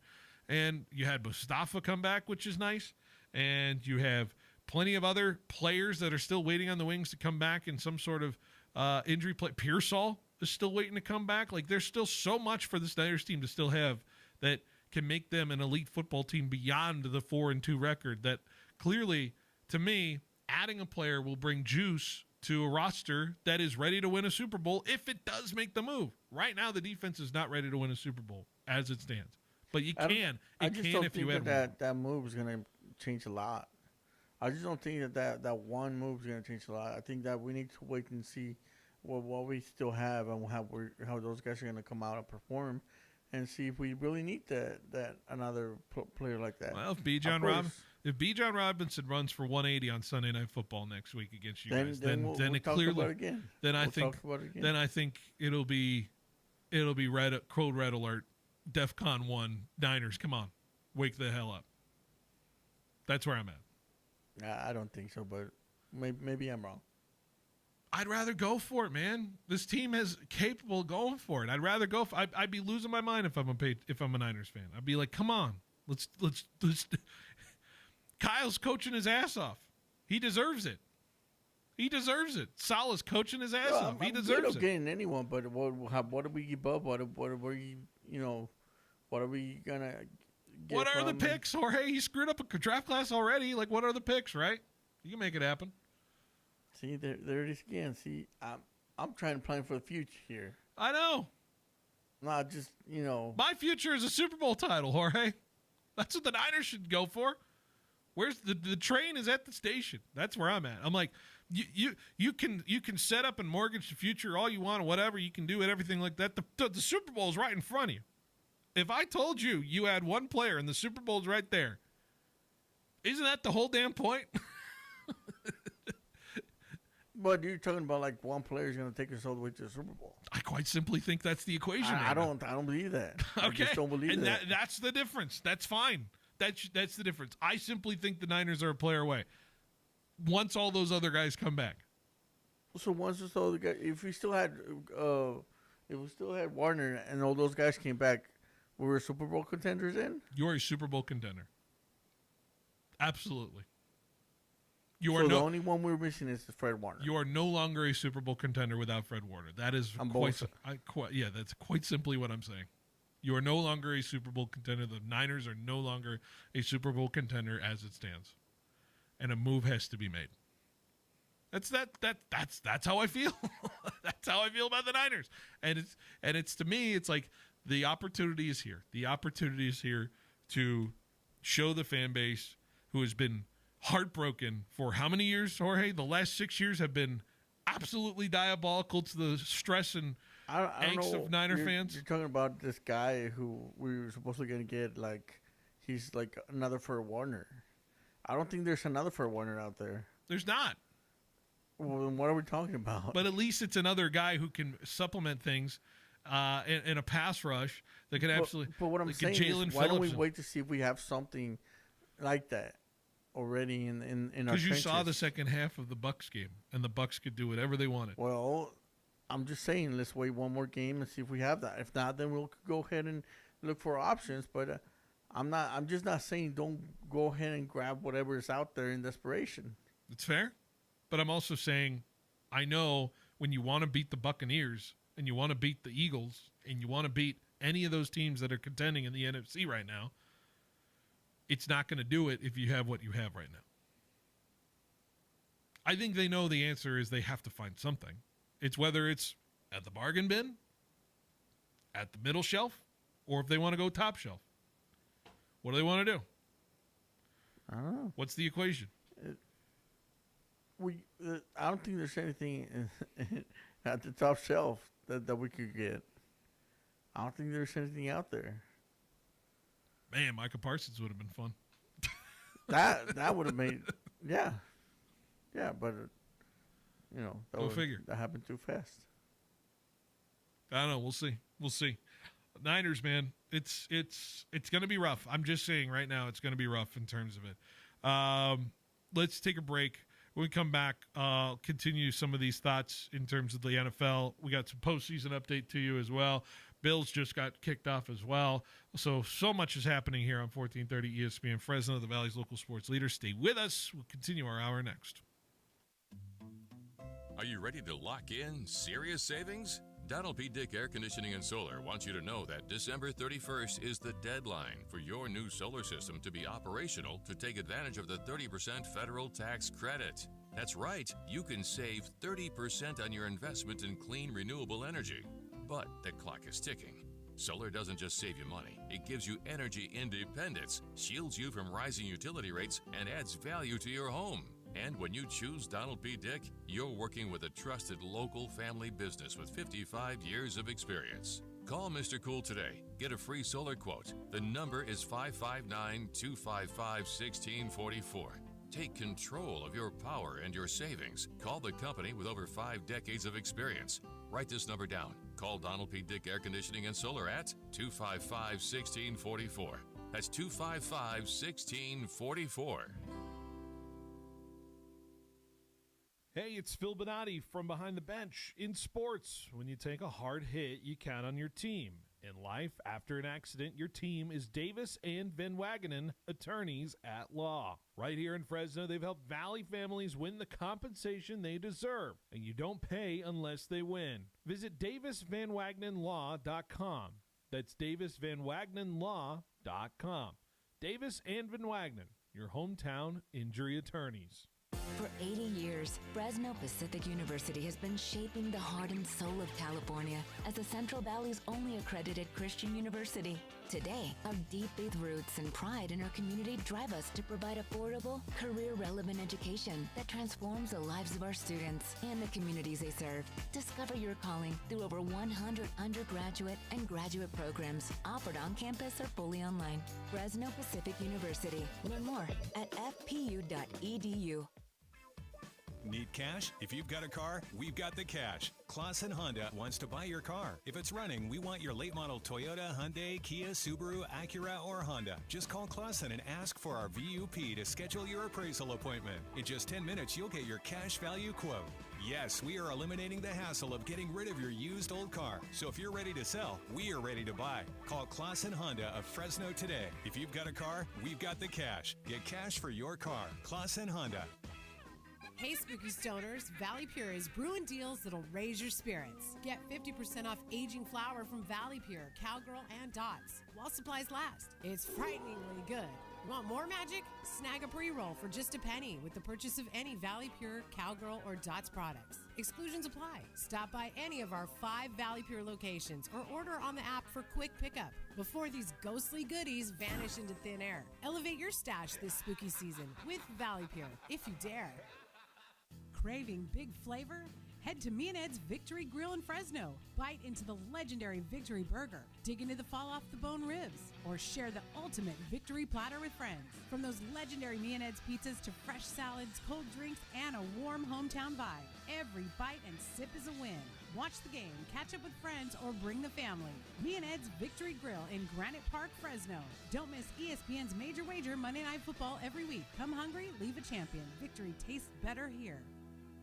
Every morning, we rise and shine, make breakfast, and brush away the night's rest. These routines help us start the day off right. Nature-made vitamins are a simple step in that daily care regimen. Multivitamins with daily essentials, clinically studied probiotics for gut health support, magnesium to help relax the body. Nature-made is made to care for you every day. These statements have not been evaluated by the Food and Drug Administration. These products are not intended to diagnose, treat, cure, or prevent any disease.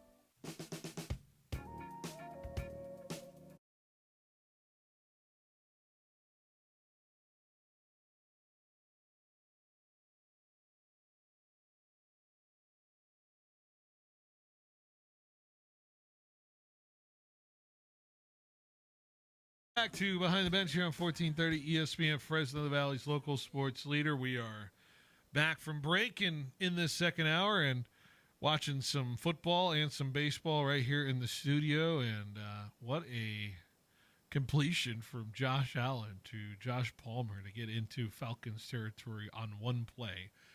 Falcons are up 7-0 after just totally looking efficient on offense to start their first drive. So Tyler Algier, 21-yard touchdown run, puts them up 7-0. But the Bills are looking to respond in a fashion. MLB playoffs right now, 7-3 Seattle leads over the Toronto Blue Jays as of this moment. The Mariners now have a runner on with 2 out. Looks like another hit for Jorge Polanco, who I think he's becoming the American League playoff MVP so far. As Seattle looks to take a commanding 2-0 series lead over the Toronto Blue Jays as they could head to Seattle up 2-0, which is insane to me. Give every credit to what Seattle's been doing so far this whole playoffs right now, right? Obviously, 15 innings, trials and tribulations, all of that great stuff, the craziness of that baseball game as it continues to just sit on a razor's edge of who is going to win and who is going to see their season come to an end. That's as electrifying of baseball as you could ever watch. And for that Seattle crowd, you got to really feel for it. I've said this from the outright of this playoffs, at least in people to passing. I don't know if I told it to you guys on air here, the listeners, but I am frankly fully on the train of Seattle versus Milwaukee because I want to see a new World Series champion because both of those franchises has yet to win a World Series that they've been around for quite some time. Mariners, Brewers would be awesome. Would be an awesome World Series. And frankly, for a lot of subsection of people, I think they're okay with any 3 teams that are left in winning that World Series. The only one that they don't like is that L.A. Dodger Blue. Saw an interesting article, by the way, from Jeff Passan. Talked about the future of baseball could be on the line between the Milwaukee and L.A. series in terms of whether we play baseball in 2027, which is interesting. Stating that leverage certainly could be used in terms of the results. In terms of if you're a fan of baseball and want to see baseball being played in 2027, then maybe you want to see the Dodgers win that World Series this year. Quite simply to point out to the Players Association that a super team, juggernaut team, is simply unattainable in this league. And so by the idea of that, with the Dodgers winning the World Series, the owners can leverage a salary cap because, well, who else certainly is going to win other than the team that spends the most money? And on the flip side, if Milwaukee wins, the Players Association certainly will be able to leverage it in a way that tells you, hey, the idea of a salary cap is a falsehood and one that is not sustainable because look at the Milwaukee Brewers. They have spent the 3rd least amount of money in baseball, and they are on their way to winning a World Series in that fashion. So the idea of baseball being on a razor's edge in that sense is going to be interesting. Also, I have an update from Toronto, Jorge. The Mariners have now taken a 9-3 lead. Josh Naylor just hit a 2-run homer. It is 9-3 Seattle. Are you surprised with how dominant Seattle has been after playing that 15-inning game not 4 days ago, 3 days ago, and are now 2-0 potentially up on the series in Toronto? Are you surprised about that? No, I'm not really surprised. I think that,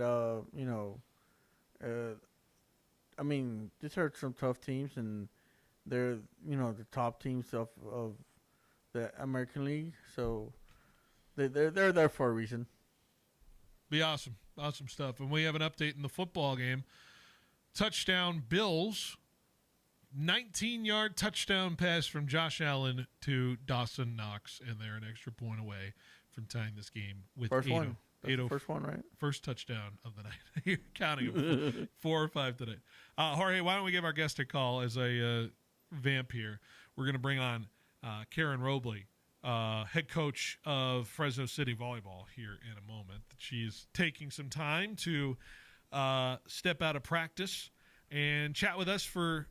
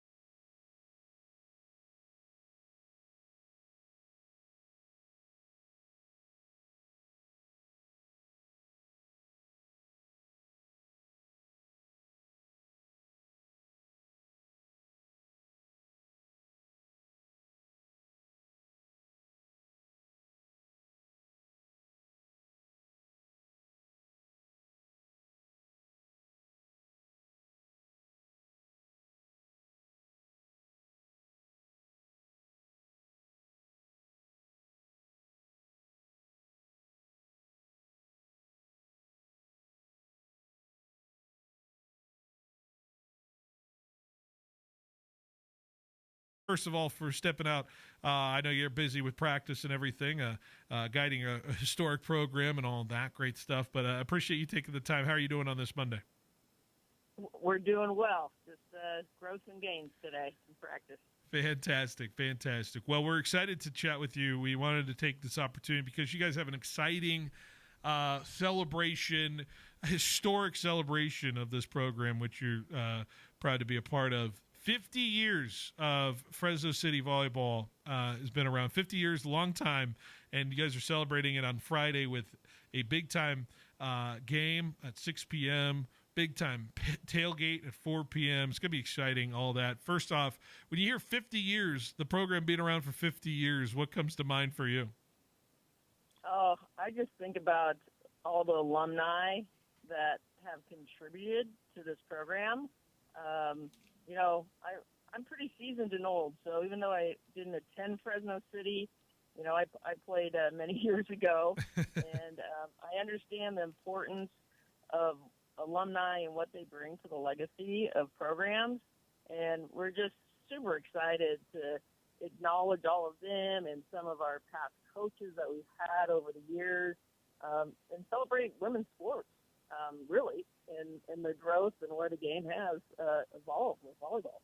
Certainly, and the interest in volleyball, right? You see it quite a bit, and you mentioned the growth of women's sport. You see volleyball televised all the time now, and in every which way. And does it excite you where the direction volleyball's kind of going? Even if you see it at the level you see it at with the JUCO level, the D1 level, D2, all that great stuff. How has the sport grown from your perspective? Yeah, I mean, to see how the game has changed from when we did side-out scoring and when it changed to rally scoring, I think that's when it really picked up steam in terms of being viewer-friendly for broadcast. And kind of, at least with volleyball, you know, everything kind of trickles down from the international level, you know, and where things go, and just seeing now, you know, how the libero, which is our goalie in our sport, you know, in the other jersey, that position has changed and is such a factor with the game and the first touch. And, you know, back in the day, you could only serve from a third of or the fourth of the side of the court over there, and now you can serve anywhere on the line. And just seeing how the game has changed and the speed and the athleticism has evolved with volleyball. It's super fun to watch, and yeah, as you mentioned, it's getting televised a lot, and it's just growing with viewership, which is great. Certainly, and of course the support, especially in the program that you have yourself, with a program that is as decorated as anybody's has seen. You know, a couple of state titles, of course, consistent conference championships year in and year out. What have you seen from your time, just the support, just in general, from what you've seen from the Fresno City volleyball perspective, and how much that program is supported from everybody there?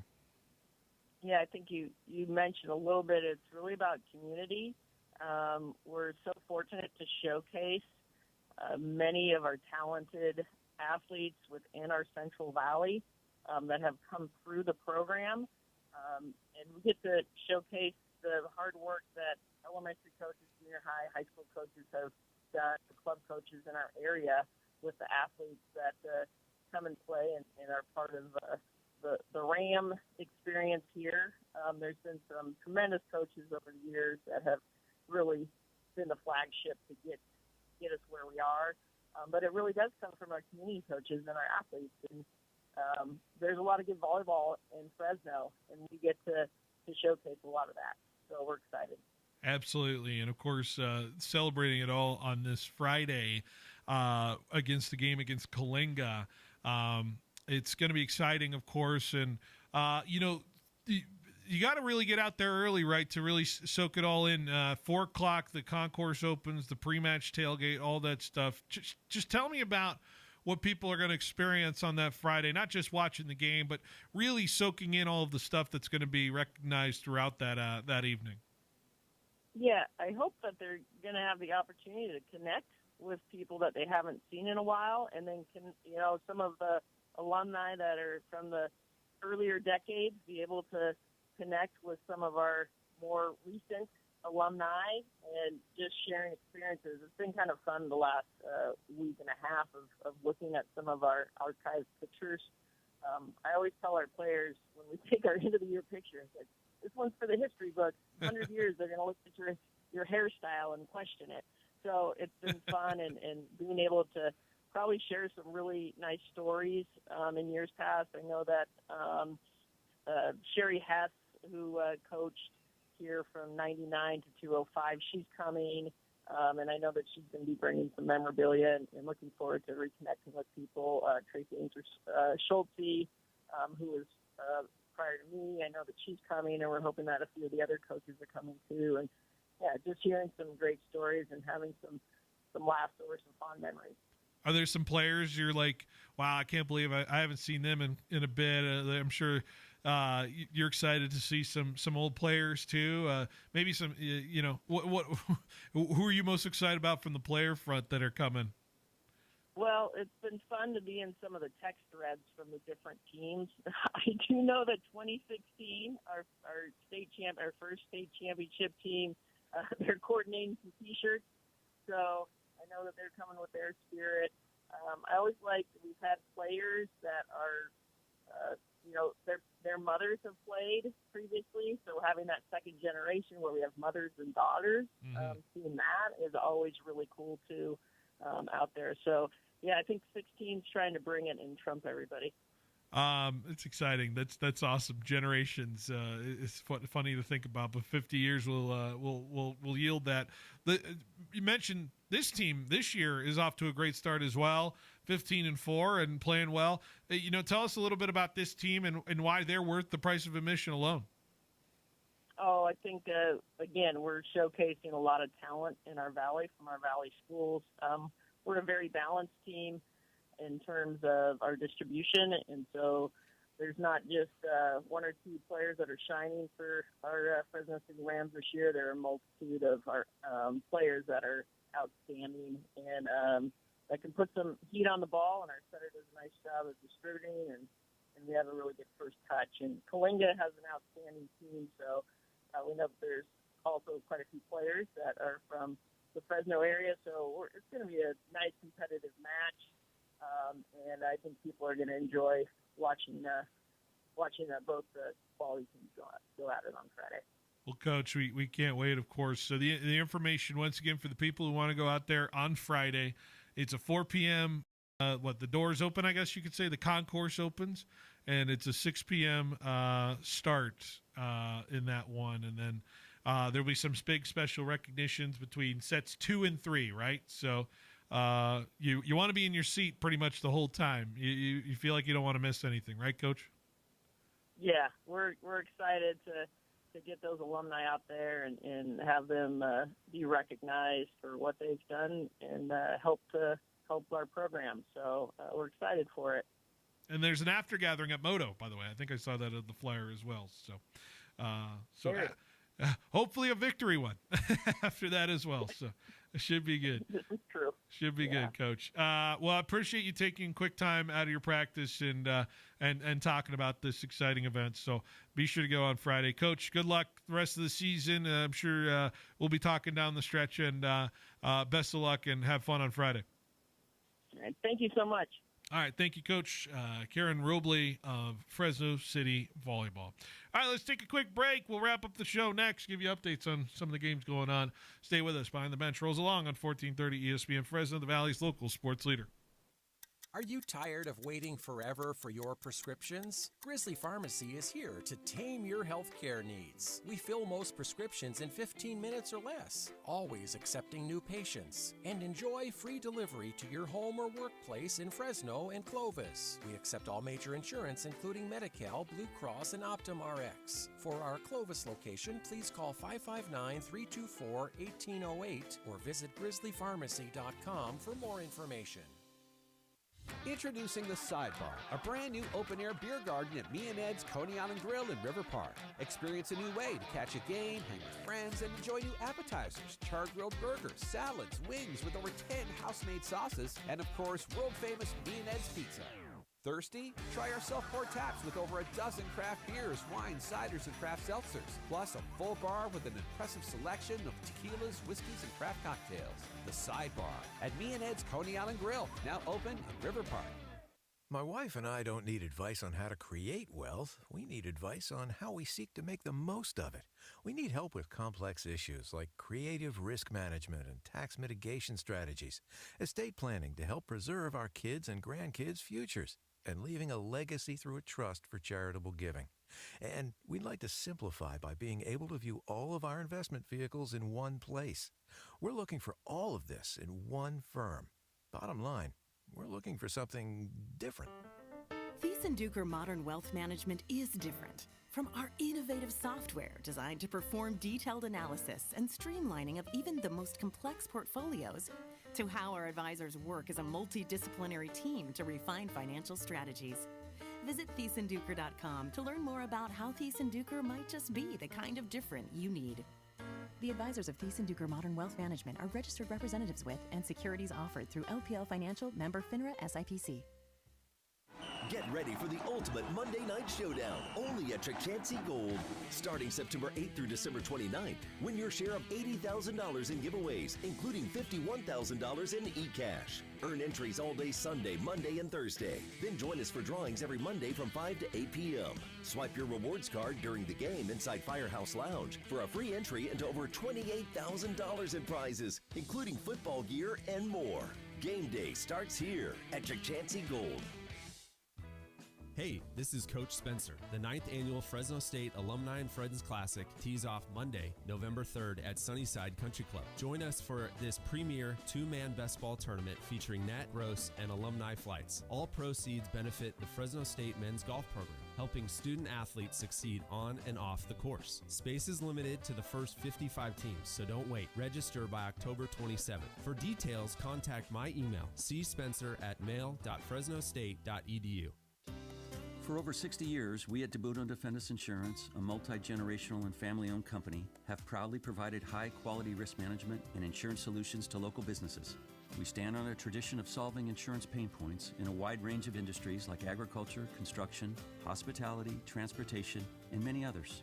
A partnership and personal touch is what you can expect from us at DeBudo and Defendus Insurance. Visit DIBU.com and get the business insurance you need today.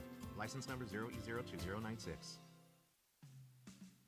Summer's winding down, and fall is the perfect time to get your home ready for the cooler nights ahead. At Lee's Air Plumbing and Heating, we've been keeping Fresno families comfortable since 1981. A seasonal service now means peace of mind all winter long, knowing your system is ready when you need it most. When the holidays come, your home will be cozy and welcoming for everyone who walks through the door. Don't miss out on the comfort you deserve. Call Lee's Air today and step into the season with confidence.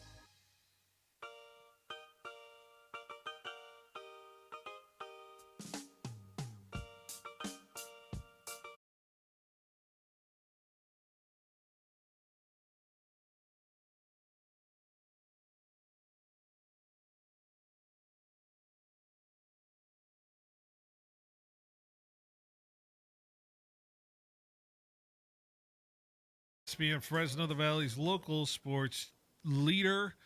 As we get close to the close of our show, a reminder that once again, baseball over on 790 right now, 10-3 Seattle up over the Toronto Blue Jays. For many, your Los Angeles Dodgers to follow on 790 as they take on the Milwaukee Brewers from the great town of Milwaukee. Over on 1430, right after us, it'll be Bears and Commanders from Washington, D.C. And Jorge, Bears, Commanders. Well, actually, before I get into that, let's talk about the schedule as a whole, right? Because it's in flux a little bit, or we're not going to have a full show all week, to my understanding, right, Jorge? So not a 3-hour show, no. No 3-hour shows this week with all the playoff baseball. So my understanding is that we'll have Tony's show. Tony's going to have his full hour all week. We'll be able to do his Sportsline Bulldog Hour with Tony D from 2 to 3. We will have my show tomorrow from 4 to 4:30 as we have to duck out for Game 2 of the Brewers and Dodgers game, which will be in Milwaukee. Then Wednesday we'll be out again at 4:30 from 3 to 4:30 because we have Game 3 from Seattle between the Mariners and the Blue Jays. It really all depends on how the TV wants or the radio wants to do it. Yeah. And if they want to... Oh, because they still haven't given me the times yet. But I'm under the impression it should be all the same. But yeah, it just really depends on them. Sometimes they switch it up, and it just... Yeah. Well, the game's at 5:08 anyway on Wednesday, so I'd imagine we're airing it in some form or fashion on Wednesday. You don't want to put it on 790 because you got the Sunbird Sports Show, I'd imagine. So, yeah. So, by the way, yeah, well, Sunbird Sports Show will return for Wednesday after a week off. We also have some Sharks games. Yeah, there's some Sharks games. I think we're gonna have a Sharks game tomorrow on 790, taking on the Hurricanes. So. Well, we'll have a bunch of programming. Thursday Night Football is going to be on Thursday, so that's why we're going to do 2 hours of Fashion Furniture. We have the Steelers in the Bengals. Did you see the quote Jamar Chase said about the Steelers before their game on Thursday? So the Steelers are going to come raw dog us if we play the way we play, and I don't know if he knows what that means. He said that? He said that. Was he like... Is this a locker room interview? I don't know what Jamar Chase means by that, and I'm just gonna move on. Yeah. Mike Tomlin also questioned the Bengals of why they traded for Joe Flacco in an honest moment at the podium today. I don't know if you saw that as well. So, rivalry juices are renewing right now, certainly. And then on Friday, we're only gonna have an hour Friday because your boys got to get to Kingsburg, and I let's be honest. I'm just nervous about the 99 traffic. Everybody gets nervous about the 99 traffic. So we're going to get out of here at 4 o'clock, try to get to Kingsburg in a timely manner so we can call Kingsburg and Kerman on Friday. Me and Paul Metter's back on the call for another good one. So should be a lot of fun there. So that's what we got going on for you there. Some baseball, some hockey. By the way, NBA starts next week, Jorge. NBA next week. Tuesday, the opening night between the Lakers and the Warriors. Can't wait for that. My Warriors are once again going to win a title again because they signed Al Horford. That's the move they needed. Surely. Jimmy Buckets, Draymond, Steph, come on. We're ready to go. Full year of Jimmy Buckets. I can't wait. Jimmy Buckets, man. You forgot he was there. I bet you. I bet you forgot. I did forget. You forgot we got Jimmy Buckets. Anyways. Lakers. No LeBron starting a season for the first time in his career, by the way. He's got sciatica. Whatever that is. It's like a nerve thing? It's a nerve that it's if you're older, it hits you more. But he's old. Yeah, and I know people around my age, which is Yeah. his age. Yeah. That had it. So You younger or older than LeBron? You're younger than LeBron. I'm a little bit younger. Yeah, like just a year little bit younger. Yeah, a little bit younger than LeBron. So yeah, basketball. 8 days till opening night of basketball. I'm not really ready for the basketball season. I don't know what to make of the basketball season. Who's the contender? Is it the Thunder? Is that it? Like, because all the East is just cannon fodder. Is that what it is? I mean, who's winning the East? Is Celtics? The Celtics have a pretty strong team. No Tatum. They just have Brown. Is it just Jaylen Brown just willing? Is it? They still have those players from. I'm guessing it's the Knicks. It has to be the Knicks, right? The Knicks, yeah. Yeah. I don't. Cleveland. It's a little bit early to tell. Still, there's a lot of. It's not going to be players that Indiana. are changing things, It's but not going to be the 76ers. It's not going to be the Bucks, right? Houston just lost Van Vliet. They're dead. Remember? Oh, that's right. Yeah. Yeah, I totally forgot about that too. Minnesota. Finally, Minnesota's time. I don't know. We'll see. I didn't know I'd get an NBA talk here. All right, let's do Daily Spread Part 2, brought to you by Chichansey Gold Resort Casino. Daily Spread. If you're not trying your luck with your teams, try your luck with Chichansey Gold Resort and Casino. Spread tonight in Chicago and Washington. Commanders 5.5-point favorites. Jorge, where are you leaning tonight between Chicago and Washington? I'm going Chicago. Chicago. This is gonna be one of those games where it's so close, but I don't know who's winning it. Wow. I really don't have a preference here. Uh-huh. I just think Chicago might get a little bit of a chip on their shoulder from what happened last time. Okay. And well, what happened? Remind the people what happened last time these two teams played. They thought they won it and they didn't. Yeah. With who was the guy who's celebrating and he was like mocking Commander fans as the final play was being run? And then receiver? No, it was a he's DB for the Bears. Yeah. And then he knocked it out away and it went into the hands of whoever the receiver was. Yeah, instead of like knocking it down, he knocked it up in the air and backwards. One of the all-time worst moments you could have as Yeah. an NFL player, right? After you mocked them for, winning a game that you hadn't won yet. Yep. And sure enough, we won't have that again tonight, right? We might. This team's are, I don't know. Yeah, they're that kind of a. I think the Commanders, if they win by like 3 touchdowns tonight, I think they take themselves into a conversation of being maybe the NFC East favorites. If they go out and just manhandle this Bears team, I think they're better than the Eagles in the way the Eagles are playing football. Can they manhandle anybody? I mean, they lost to the Falcons. Yeah, but they handled the Chargers pretty nicely last week. Remember? And they lost to the Falcons. That was, I think, Mariota. I think it was a Mariota-led Falcons team, Commanders team. I don't think Daniels was back yet. He wasn't back yet. No. So. Okay. They weathered the storm a little bit. They've lost to Green Bay. They've lost to Atlanta. So I'm kind of waiting to see who the real Commanders are right now at 3-2. So we'll see. We'll see what it looks like. I'm going to go Washington tonight. I think Washington just has the firepower. Debo's back and he's healthy.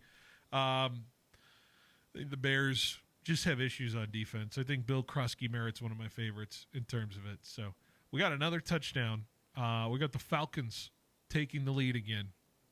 Drake London with a 9-yard catch for a touchdown. Was it quarterback of the Falcons? Penix right now. Yeah, Penix with a dart right at the goal line. London just reached out with the football and broke the plane. He's just forcing Allen to get another touchdown, Yep. So soon to be 14-0 or 14-7 Falcons right now, right before the end of the first quarter. And I'd say I feel pretty comfortable about my pick. I'd say I feel pretty comfortable about my Falcons beating the Bills pick here. So we'll see. We'll see. Mariners up 10-3. That's going to the 8th inning, by the way. It's going to the 8th inning. So just a little update for all of the people that are around there as well. Brewers, Dodgers about to start. Who's winning that series, Jorge? I want the Brewers to win. I think you want the Brewers to win, but who's gonna win? No, honestly, I think the Brewers have a better lineup. Not lineup. Pitching. Yeah. Bullpen, all that. Bullpen. Yeah. That's what I wanted to say. I think the Bullpen. Brewers play defense better as well. I think they're a better defensive team, in my opinion. I think they're just a little bit more sound. I mean, if the Dodgers keep on struggling in the bullpen. Dodger bullpen looks good. They just unlocked something with Roki. I'm a little worried about Really? like Roki being the guy who's kind of unlocked things for him. So I feel like that was just one series. Yeah, just one series. All right. Well, we'll see. All right, Jorge, we got to run. So appreciate it as always. We'll be back tomorrow, 3:00. Good show, Jorge. Great show. Bears Commanders Monday Night Football coming up next on 1430 ESPN Fresno, the Valley's local sports leader. Fresno, get ready. Ram football is rolling. Your Fresno City